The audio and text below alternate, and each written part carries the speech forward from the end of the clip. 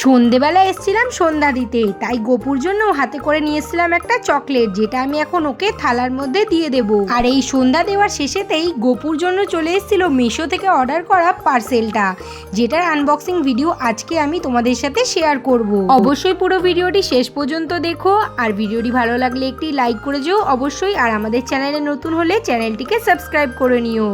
হরে কৃষ্ণা, রাধে রাধে। আজকের ভিডিওটি শুরু করা যাক। চলে এসেছিলাম সন্ধেবেলা সন্ধে দিতে, ভগবানকে যেমন নিত্য ধূপ প্রদীপ দিয়ে সন্ধ্যা দিচ্ছিলাম তেমনই দিলাম।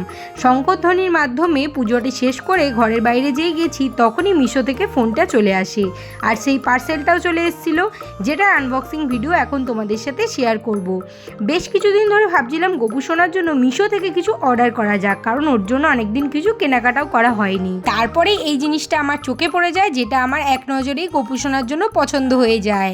আর মিশো থেকে এত ভালো প্যাকেজিংটা করে পাঠিয়েছে যে আমি নিজেই খোলার সময় বুঝতে পারছিলাম না যে কোথা থেকে খুলবো, কারণ এরকম প্যাকেজিংয়ে কোনো মাল আমি আজ পর্যন্ত রিসিভ করিনি।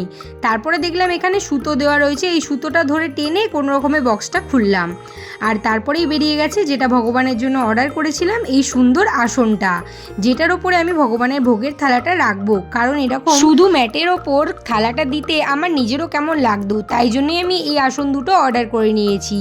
যেটার একটা তো ঠিকঠাকই এসছে, আমি পুরোটা প্যাকেট খুলে চেক করে নিয়েছি, আর দ্বিতীয়টাও ঠিকঠাকই এসছিল। তোমরাও যদি এরকম আসন ভগবানের জন্য অর্ডার করতে চাও তাহলে অবশ্যই অর্ডার করে নিতে পারো। আমি ডেসক্রিপশন বক্সে লিংক অবশ্যই দিয়ে দেবো, তোমরা একটু চেক করে নিও। আর সাথে সাথেও আমি দ্বিতীয় আসনটাও বের করে নিয়েছি, যেটা ওই একইভাবে প্যাকেজিং করে এসেছিল, তাই জন্য কোনো অসুবিধা হয়নি, আর পুরোপুরি মালটা ঠিকভাবে রিসিভও হয়েছে আমার কাছে।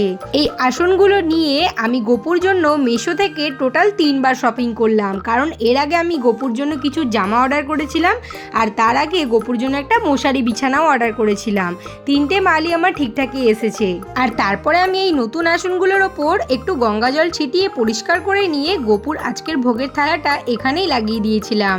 নতুন জিনিস কিনলে যেমন আমাদের মনে হয় কখন ব্যবহার করব, তেমন তো আমাদের গোপু সোনাদেরও মনে হচ্ছে যে নতুন জিনিসটা আমি কতক্ষণে ব্যবহার করব, তাই জন্য আমি ওর ভোগের থালাটা এখানেই লাগিয়ে দিয়েছি। আজকের ভিডিওটি এতটুকুই ছিল। আমাদের ভিডিও ভালো লাগলে লাইক করে যেও। রাধে রাধে।